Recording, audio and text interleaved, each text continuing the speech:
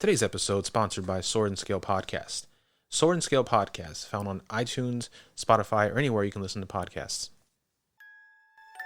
Hey y'all, Jen and Lindsay here from Corpus Delicti Podcast, here to tell you to check out our show. If true crime is your thing, it's ours too, with a touch of lightheartedness and a dash of Southern charm. We cover compelling cases and crack them open for you. Serial killers, hitmen, historical hallmarks, we've got it all, and bring you new episodes every Tuesday morning. You can find us on iTunes, Google Play, Stitcher, and most other podcast apps. We're on Facebook, Instagram, and Twitter too. That's CORPUSDELICTI. See you Tuesday. Hey, Road Warriors, this is Chris from State of Fear Podcast, and you're listening to a Fourth Hand production.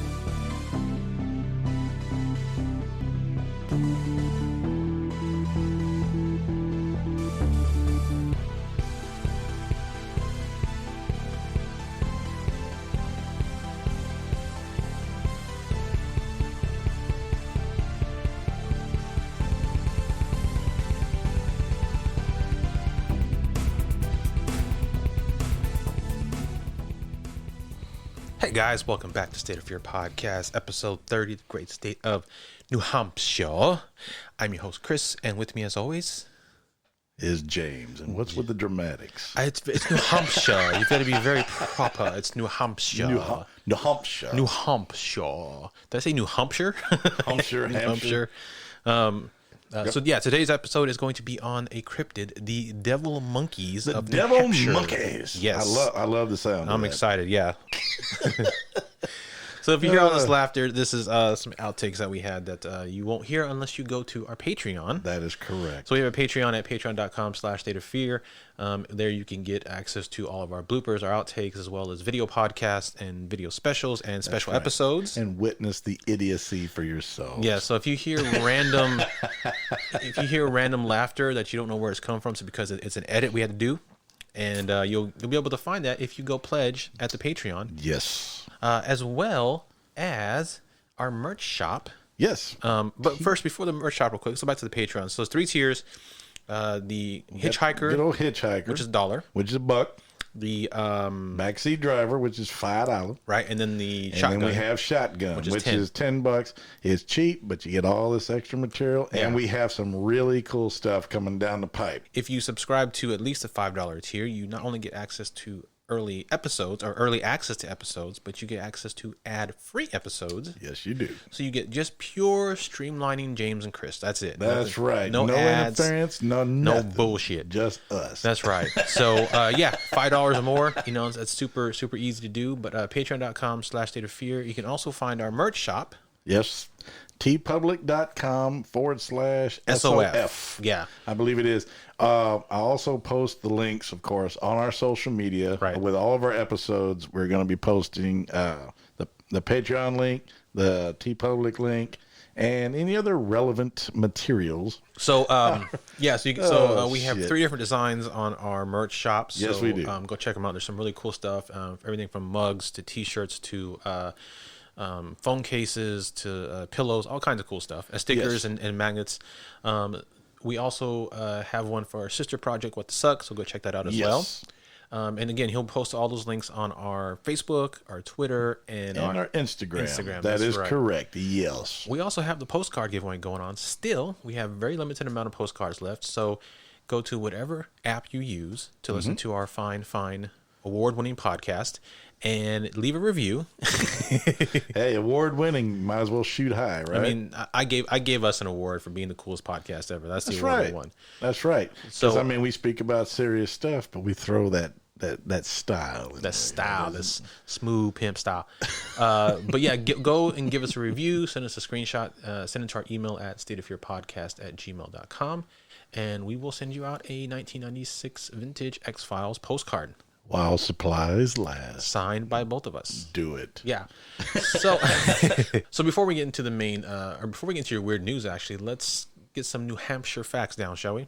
Let's do it. All right. So, the first American in space, Alan Shepard, was born in Derry, New Hampshire, and his historic flight was made in 1961. Yes, it was. And he also was the first person to play golf on the surface of the moon. That man, That was very cool. he's a legend. Yes, he is. Absolute. Paul Revere rode here first. 4 months before his famous ride to Lexington and Concord, Paul Revere made an even longer ride from Boston to Portsmouth to warn of an attack on Fort William and Mary. Colonists prevented the attack from happening and saved the fort from the British. Way to go, Paul. Also a great song by the Beastie Boys. That's right. The 1995 hit movie Jumanji was filmed in Keene, New Hampshire, and that movie has been going on this entire 2020. Yes, it has. Jumanji, someone needs to finish the game. Somebody need to finish the game. Finish the game and close the fucking board. Yes, they do. This year sucks. It's getting out of hand. Yeah. America's Stonehenge is a 4,000-year-old megalithic stone-constructed site located on Mystery Hill in Salem. Yeah, very cool. I was in Salem. You were in Salem, New Hampshire? I was near it. You were near Salem, New Hampshire? I went through it. Oh, you missed the American Stonehenge then. I completely blew past it. 4,000-year-old megalithic site in America, and you missed it. I should be horsewhipped. You know, I guess I've been all over the place, but then I've been to every state, so now maybe I'm you just need to going to go back and see some back. stuff that I've missed, because the way I see it, I ain't going out of country. Yep. I'm staying in here. Well, the world is nuts. I might go to London. I might go to Scotland, my homeland, where my family's from. I mean, that's it. Scotland. You're not going anywhere for a while, because as far as I understand, there's only like 2 countries in the world that allow Americans to go right now. So you're not going anywhere. So we're grounded right now. Yeah, they can kiss my butt. We've been sent to our rooms. Yeah. Now, most notoriously, New Hampshire became home to the first ever known case of an alien abduction in 1961 when Betty and Barney Hill, natives of Portsmouth, announced that they were abducted by extraterrestrials and taken to a UFO. I swear you were going to say Betty and Barney Rubble. I was like, what? Hey, Betty. There has been a state historical marker at the so-called abduction site. There still is. There still another thing I missed. Yep, you gotta go check that out. You know what? State of Fear is going on the road. One of these days, we're going to have to go on the road here and there when we can and hit multiple sites. I think we need to, and do some videos. Yeah, because we got to add that to There's it. some places we need to go visit and see for ourselves. I gotcha. So let's talk about some famous New Hampshireites. New Hampshireites. New Hampshireites. Well, Bob Montana created the popular comic strip Archie back in 1942. Archie and Jughead. The comic strip was based upon his high school classmates in Manchester. That's very interesting. Awesome. Yeah. Yep. Comedian Sarah Silverman was born in hate her guts. New Hampshire. Move on. Dan Brown, author of Da Vinci Code. Da Vinci. Oh, he was born in New Hampshire.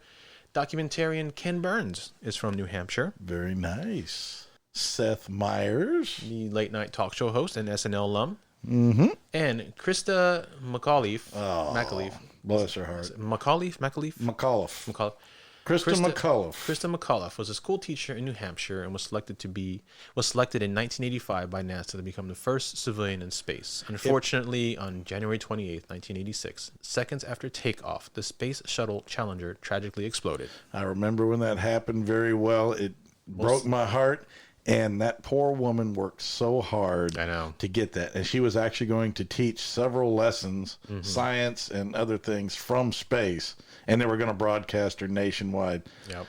God bless her. I mean, God bless the whole crew. That was horrible. And it exploded. Everybody died. Bad news. Yeah, I remember that was a huge, huge tragedy in America for sure. Yes, it was. Yeah. All right, James, why don't we get to your weird news story of the day? Yeah, and it's a weird one.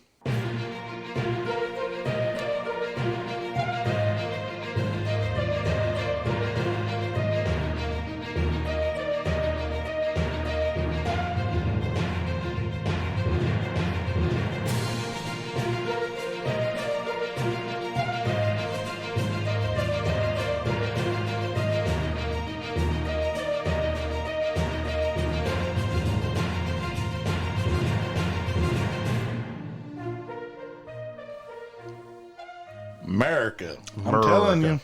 All right, this story might kind of piss you off, but let's see how it goes anyway. Good transition there, Thank you, sir. Today's story is called These Planter-Like Urinals Are Amsterdam's Answer to the Problem of Wild Peeing. I did not realize Amsterdam had a problem with wild peeing. Me neither. I thought that was only New Orleans. Anyway, the city of Amsterdam is going green in an attempt to combat an age-old problem, public urination.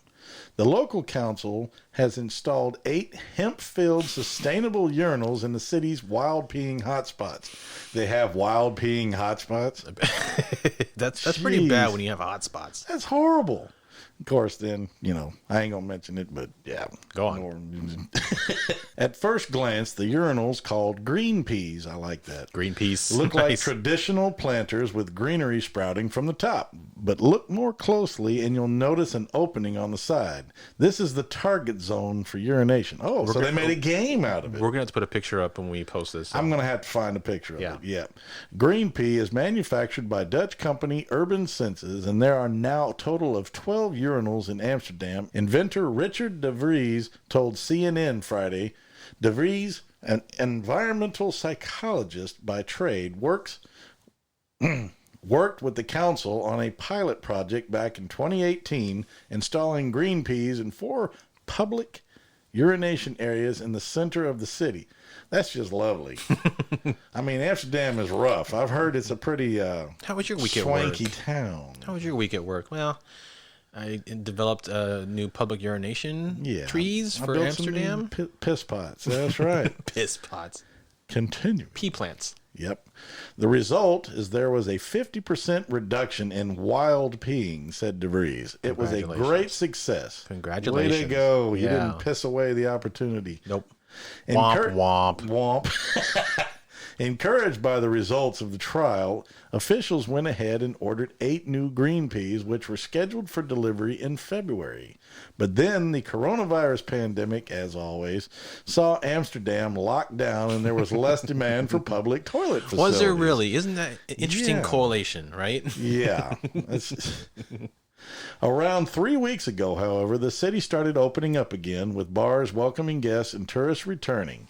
There is more need for toilets, said De Vries. I'm sure it's exactly how he sounds, too. There is more need for toilets. Well, I gotta try to add some your own little, to it. Yeah, that's right. The green peas have many benefits, according to De Vries, from protecting historical buildings from the corrosive effects of urine to reducing water use compared with traditional toilets. That's actually pretty smart. That is very smart. Yeah. And they're made of hemp? Yeah. Maybe it's like you pee in the hole, but then you pluck from the top and roll a joint while you're pissing. We need those in America style. Yeah. Especially in Houston downtown. The planters also effectively green the city, attracting bees and other insects, he added. Flies. Excuse me, come on, geez. And all that urine doesn't go to waste. Oh, my God, what?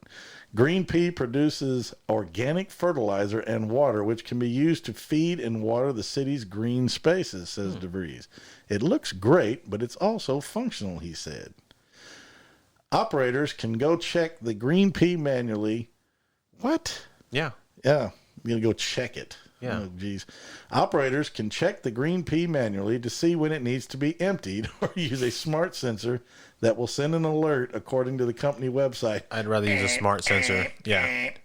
Pee. Exactly. De Vries has already installed green peas in the Dutch cities of Vlaardingen,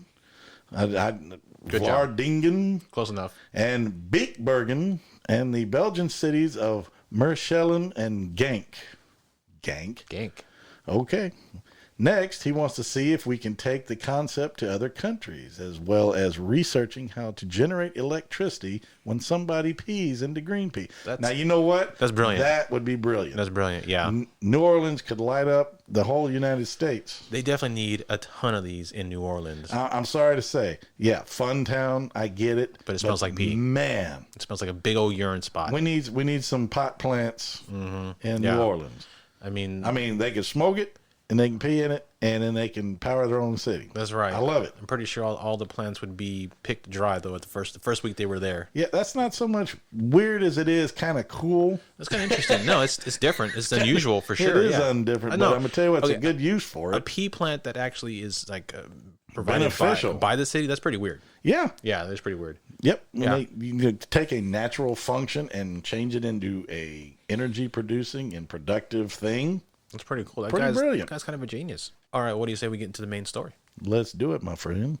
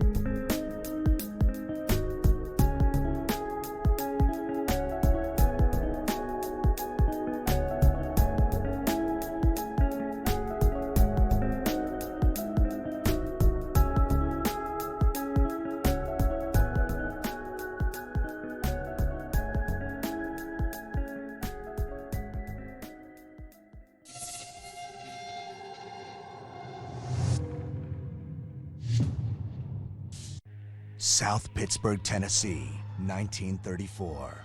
Several major newspapers report eyewitness accounts of a mysterious beast with lightning speed and the ability to leap across fields.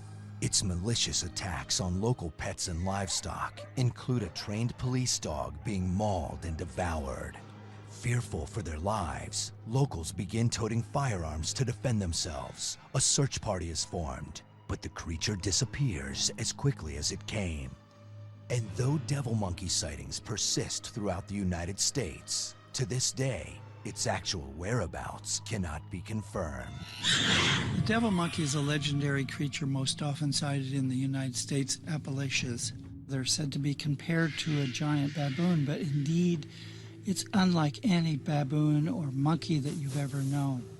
Yeah, so today's topic is on the devil monkeys, and as you heard, they're pretty vicious, scary, little, actually not little, monkeys. Yeah, they sound pretty damn, but Yeah, as you heard, the sightings of mysterious primate-like creatures have been reported across the U.S. since the 1930s. Devil monkeys are described as similar to baboons, but larger, faster, and meaner. They are described as 3 to 8 feet tall, which is quite a variance there. 3 to 8 feet? Yeah, I think. Oh, Lord. I think after like 6, you're getting like Bigfoot Come territory. on, yeah. Walking on all fours upright with large feet, fully haired bodies, and monkey or dog-like faces. Cryptozoologists have confirmed that the devil monkey is indeed a distinct creature, different from its mythical cousins, the chupacabra or the Bigfoot. Choop! Devil monkeys are said to be powerful enough to cross a field in just a few massive leaps. They attack their victims, livestock, pets, and wildlife by tearing with their razor-sharp claws and biting with their sharp teeth and strong jaws. I just rhymed there. They go after the soft, vulnerable areas like the belly, face, and extremities in order to bring down their prey. As we heard in that video from Lost Tapes on Animal Planet, the first reported encounter with the swift, dangerous predator occurred in 1934 in South Pittsburgh, Tennessee. Which we have actually been to. I was just going to mention that, and that's why I wanted to include that in this part, because yes, we have been there to investigate the super awesome old South Pittsburgh hospital. Yes. That is like 3 stories of just pure haunting fuel. And it's awesome. It's a great. Lots of activity there. Yeah, I would love to go back there one day. But no devil monkey. No devil monkey, unfortunately. No, we missed that part. Well, I'm kind of glad. Yeah. According to reports, which were allegedly published in national newspapers, eyewitnesses described a mysterious beast that could leap across fields with lightning speed.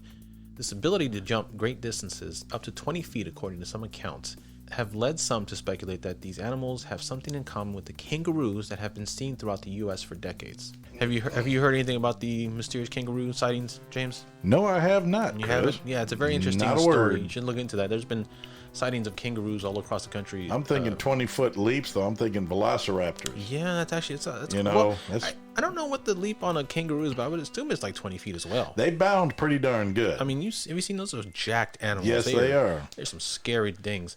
In 2001, though, the town of Danville, New Hampshire became the epicenter for a series of sightings that lasted for over 2 months. And that is the topic of our story today. Absolutely. Danville is a classic small New England town. There are some old farmhouses, a couple of churches, and it runs by town meeting. It's been described as someplace from a Thornton Wilder play. Okay, so town meeting, no mayor. No mayor. Good. On August 21st, 2001, so pretty recent now, Yeah? Danville Fire Chief David Kimball was driving down Kingston Road when suddenly a large creature leapt out from the nearby trees and landed in front of his truck. Kimball went on to say it jumped out of the trees. As soon as he hit the ground, it took a large, giant leap and went back from where it came. The first thing I thought was, that's nothing native to here. Yeah. Kimball Yeah, I would say so. Kimball then went, especially New Hampshire. You don't Yeah. got no dang monkeys out there. Ain't no monkeys in New Hampshire. Kimball then went out to the library to find a creature that may explain what he saw. After poring over books for 3 hours, he finally settled on a Humboldt's woolly monkey. The woolly monkeys are native of Amazon, not New Hampshire. Okay, yeah, that'd be a hell of a trip. Yeah. And they don't flush monkeys down the toilet. No, and they they do end not. up in the sewers and then attack people. No.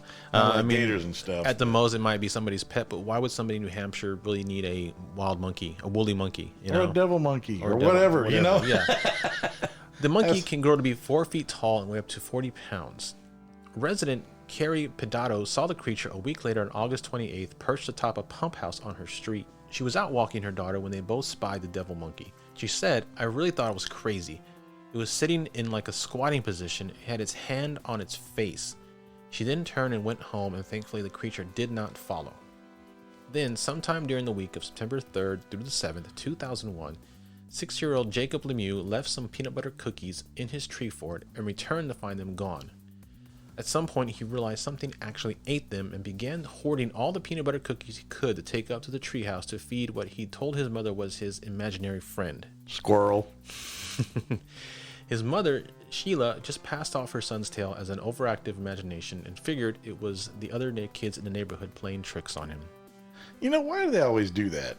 They just dismiss their sons, their kids. You know, if my sons ever came to me and told me, hey, this weird, this, that, and the other, I would at least check it out with them. You know, I wouldn't just sit there and say, you're full of crap, man. I mean, at the same time, I guess you really have to kind of take into account, like, what kind of kid you have. Is he prone to wild imagination? Is he, you know, is he have telling tall tales?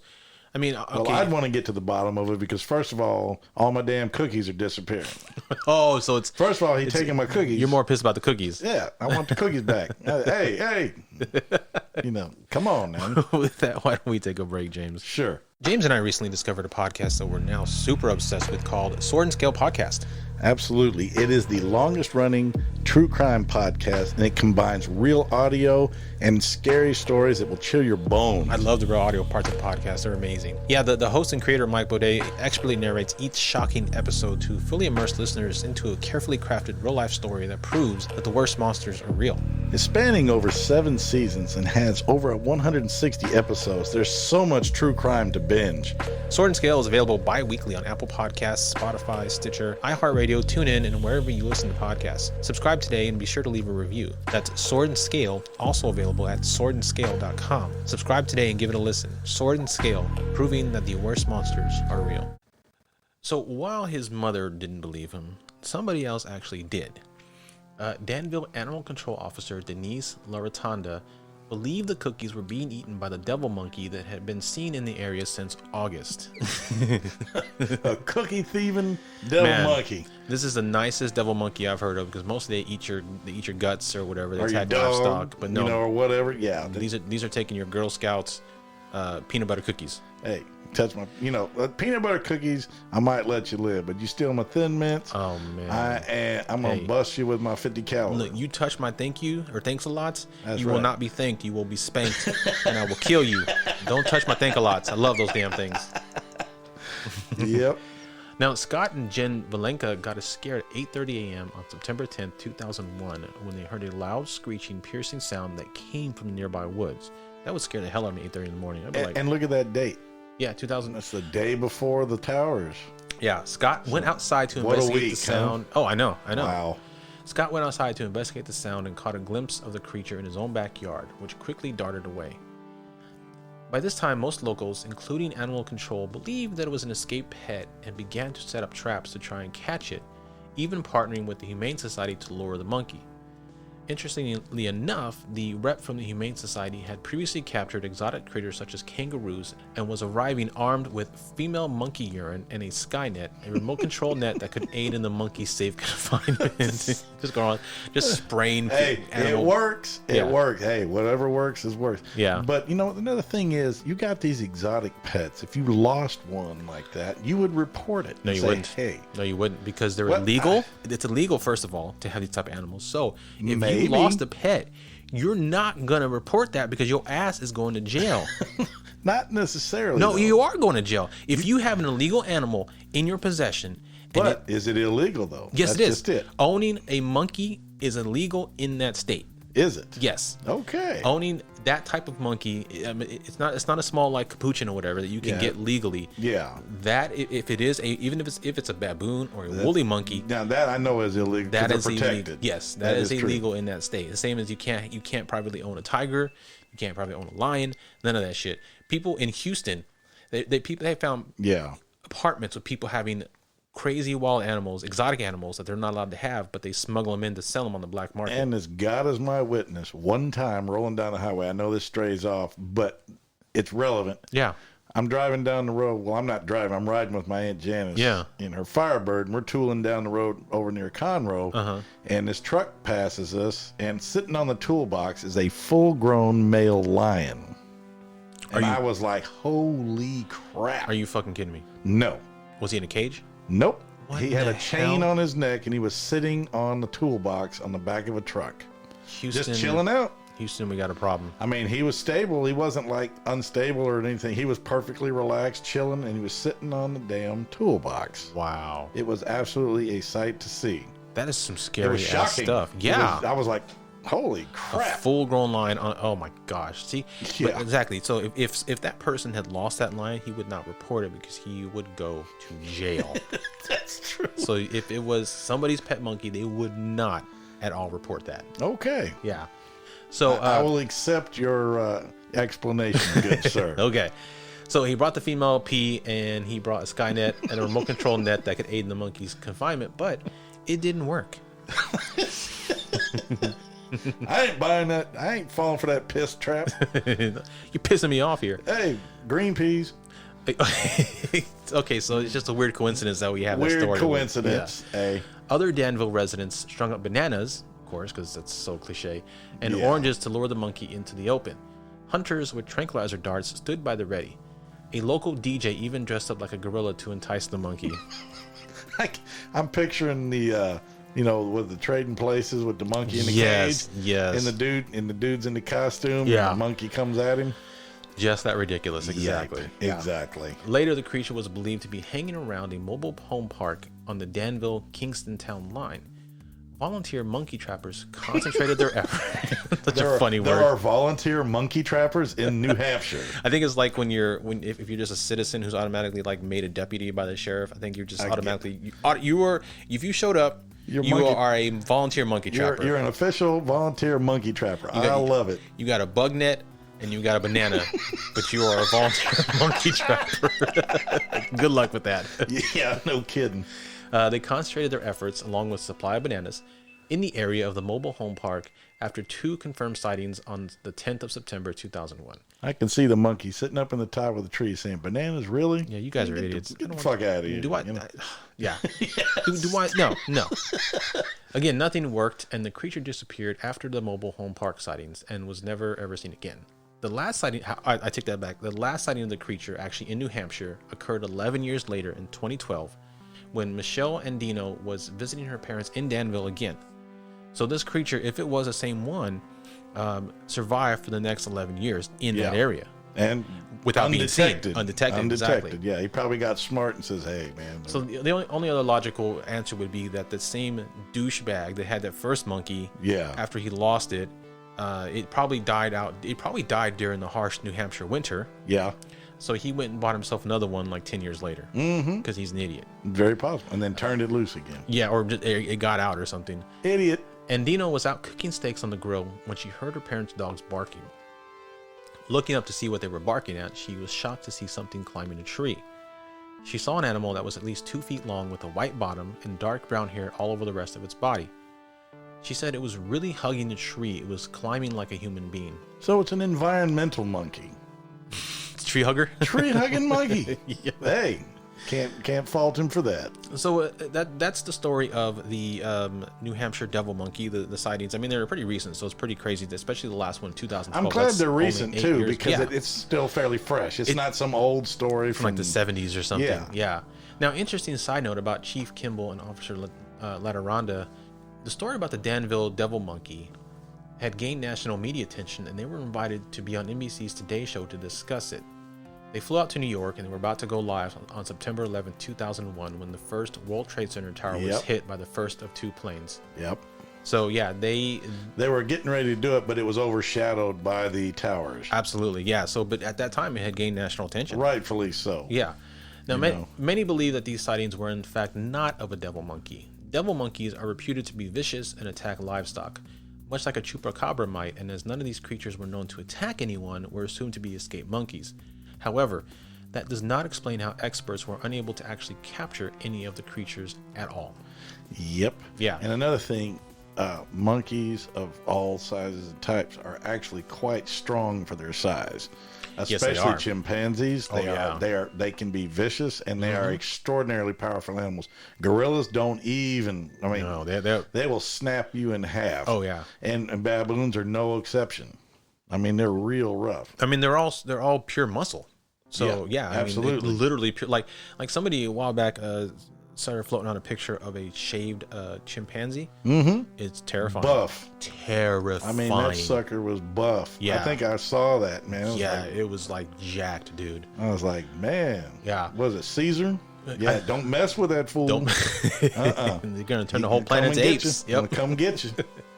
All right, James. So real quick, let's tell the folks at home once again they can find all of this great blooper stuff and all the ad-free episodes and early access to the episodes on the Patreon. Patreon.com/State of Fear. Yes, sir. And you can find the links to all this information on all of our posts. I will include our Patreon link. I will include our TeePublic link for our merchandise shop. Mm-hmm. We're on Facebook. We are on Instagram. And we are on Twitter. Nice. And you can find our podcast on the fourthhand.com media network, along with our sister project, What the Suck, along with some other great several other great shows. I mean, shout out to Dan and Lee from Beyond Terrestrial. Yeah, what's up, fellas? Yeah, and you can also find us anywhere podcasts are. Anywhere. Apple, Google, Castbox, whatever. I actually went out and tested. Yeah? I went to several sites, and I was able to find us everywhere. Awesome. Everywhere that I could think of, anyway. Yeah. So, because I want to make sure we're getting out there, because, people try different platforms and stuff. So we're out there. Yeah, I'm glad to hear that. And speaking of platforms, go leave us a review on any of your platforms. I think the only one that I can think of that doesn't do reviews for some reason is Spotify. Yeah, and they need to fix that. Yeah.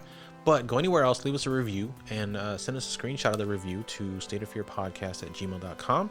To receive. You will get a 1996 vintage X-Files postcard. And they are cool. I will be posting and it. limited stock. Yes. And we'll both sign it and send it out to you right away. Yes, we will.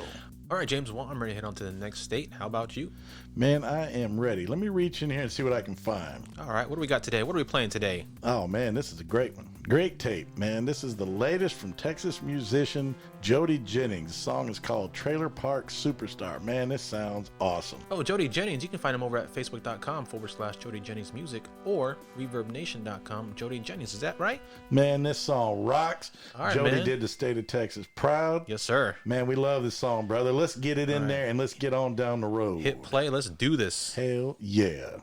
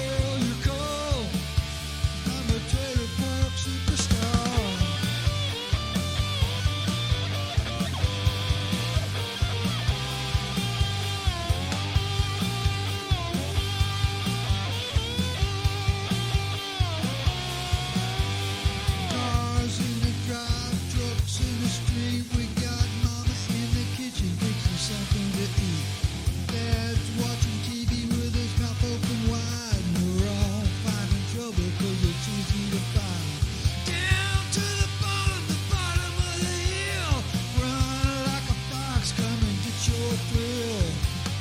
Mess with one, you mess with us all. Bottom of the barrel you call. I'm a trailer park superstar.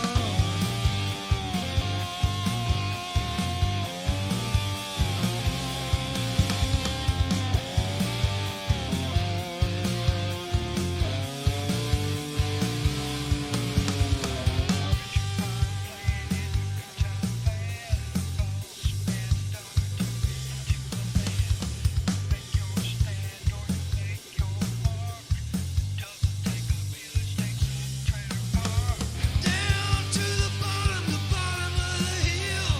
Run like a fox, come and get your thrill. Mess with one, you mess with us all. Bottom of the barrel you cold. I'm a trailer park superstar.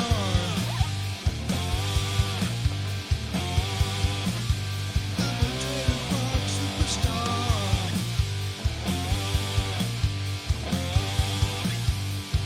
Trailer park superstar.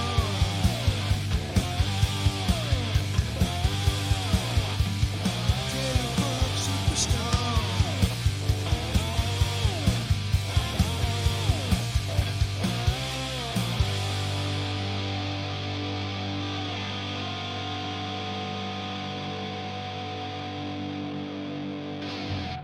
You've been listening to a Fourth Hand Joint.